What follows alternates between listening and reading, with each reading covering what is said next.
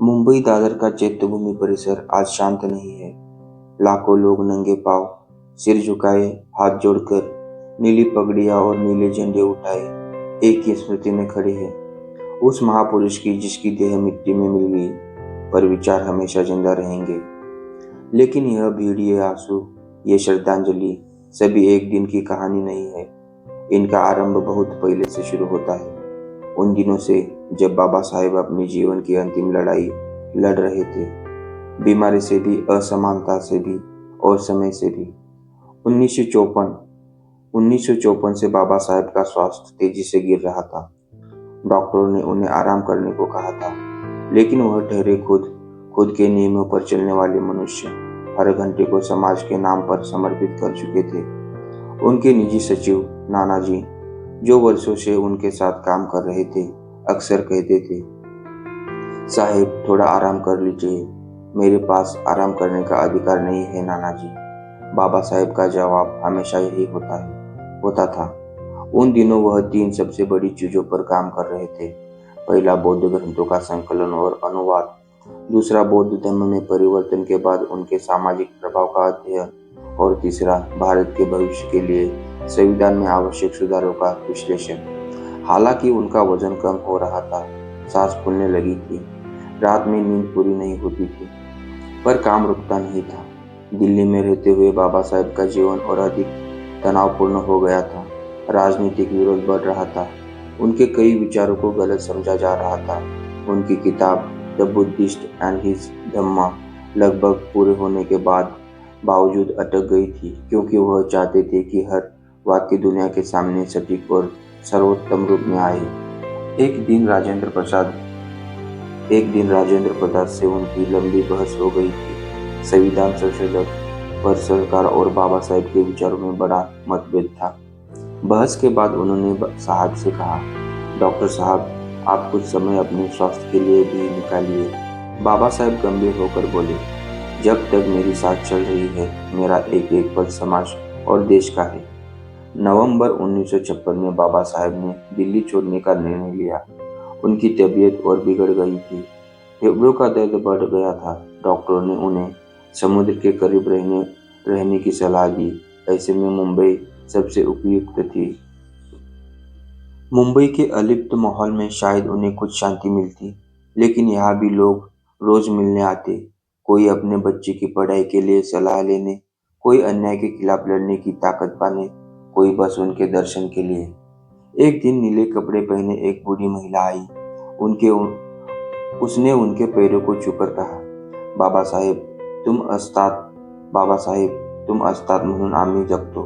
बाबा साहेब, आप है इसलिए हम जीते हैं। उनकी आंखें भर आई। स्वास्थ्य कमजोर था, पर मन अभी भी बहुत मजबूत था। मुंबई की रातें उनके लिए काम की रातें थी। वह सोफे पर बैठकर लिखते रहते, द बुद्धिस्ट एंड हिज धम्मा की अंतिम रूपरेखा को। राम जी सपकाल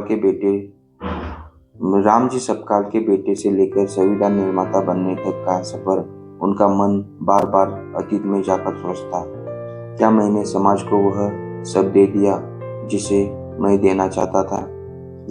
क्या जाति का विनाश कभी सच होगा? क्या बुद्ध का मार्ग अपनाकर भारत एक दिन समानता का देश बनेगा? बीमार होने के बाद भी वह रोज अपने सहायक से कहते, एक चुटकी नमक देना, नहीं थोड़ा पानी, अभी ये अध्याय पूरा करना जरूरी है। यह काम उनके जीवन का अंतिम मिशन था और संसार इसे उनकी अंतिम औपचारिक प्रस्तुतियों में गिनेगा। 5 दिसंबर की शाम, मुंबई में ठंड का हल्का झोंका था। बाबा साहेब अपने कमरे में लेटे थे। कई दिनों से उनका उठना बैठना मुश्किल हो रहा था। उनकी पत्नी डॉक्टर सविता अम्बेडकर ने उनसे पूछा, आप आराम कीजिए, देर रात तक मत लिखिए। साहेब ने धीमी आवाज में कहा, मैं आराम करूं या नहीं? बताइए, ये किताब कौन पूरी करेगा? उनकी मुस्कान कमजोर थी, पर जज्बा पहले जैसा था। उस रात उन्होंने आखिरी बार अपनी कलम उठाई, एक अंतिम नोट लिखा। बुद्ध के धम्म में मानवता की समानता पर। करीब 11 बजे उन्होंने पानी मांगा, फिर कहा, सविता, मुझे लगता है मैं बहुत थक गया हूँ उनकी सांसें भारी होती गई। धीरे धीरे कमरे में सन्नाटा स्थिर हो गया। सवेरे 6 दिसंबर 1956 मुंबई का आकाश बिल्कुल शांत था, मानो किसी तूफान से पहले की शांति। करीब 6 बजे नानाजी ने कमरे का दरवाजा खोला। उन्होंने देखा बाबा साहब लेटे थे। उनकी आंखें बंद है, शरीर शांत है और मुख पर एक अजीब सी दिव्य चमक। उन्होंने धीरे से उनका नाम पुकारा, साहेब। कोई प्रतिक्रिया नहीं। डॉक्टर सविता समझ गई थी। उनके हाथ कांप रहे थे। उन्होंने सिर झुकाकर कहा, साहेब, बुद्धा ने तुमचा हात धरला। कुछ मिनटों बाद आधिकारिक रूप से घोषणा हुई, भारत भारत रत्न डॉक्टर भीमराव रामजी आम्बेडकर जब इस दुनिया में नहीं रहे। यह खबर हवा की तरह फैल गई। दादर स्टेशन पर लोग रोते हुए दौड़ पड़े। चेंबूर, वडाला, लालबाग, नायगांव, हर गली में, हर घर में शोक फैल गया। एक बुजुर्ग महिला रोती हुई बोली, आज आमचा बापू गेला, आज हमारा पिता चला गया। मजदूर, छात्र, लेखक, वकील, किसान, महिलाओं का सागर चैत्यभूमि की ओर उमड़ पड़ा। उन्हें लकड़ी के ताबूत में रखा गया। उनके माथे पर नीला साफा और बौद्ध चादर थी। उनकी अंतिम यात्रा शांत लेकिन विशाल भीड़ के बीच चल रही थी। हर सड़क पर नीले झंडों का समुद्र। भीड़ में एक बच्चा था। वह रो रहा था और कह रहा था, आई डॉक्टर साहेब आता पुन्हा येणार का। उनकी माँ ने उसे सीने से लगाकर कहा, नाही रे, पण त्याचे विचार कायम आपल्या बरोबर असतील।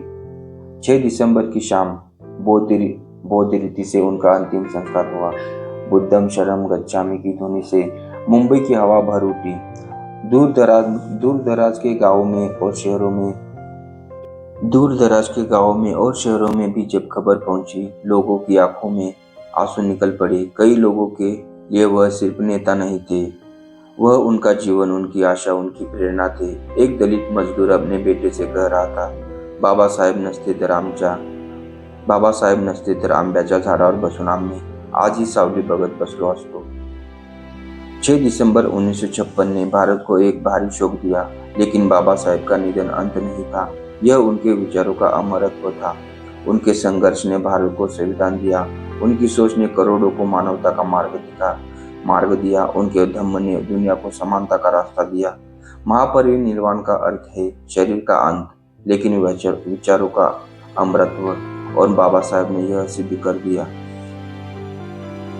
आज भी हर 6 दिसंबर को लाखों लोग चैत्यभूमि में उमड़ते हैं, हाथ जोड़कर खड़े होते हैं। न कोई जात पूछता है, न धर्म, न लिंग, न भाषा, सिर्फ एक आवाज आती है, जय भीम, बाबा साहेब अमर रहे। यह आवाज जिसने अंधेरे को चीरकर भारत को रोशनी दी, वह आवाज जिसने हर इंसान को इंसान होने का अधिकार दिया।